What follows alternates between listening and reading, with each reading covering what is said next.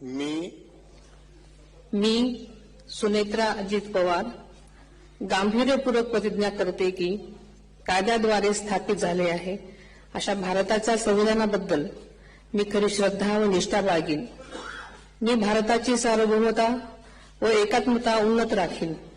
मी महाराष्ट्र राज्याची उपमुख्यमंत्री म्हणून माझी कामे निष्ठापूर्वक व सद्विवेक बुद्धीने पार पाडेन आणि संविधान व कायदा यानुसार सर्व तऱ्हेच्या लोकांना मी गांभीर्यपणे व निपक्षपातीपणे तसेच कोणाच्याही विषयी ममत्वभाव किंवा आकस न बाळगता न्याय वागणूक देईन।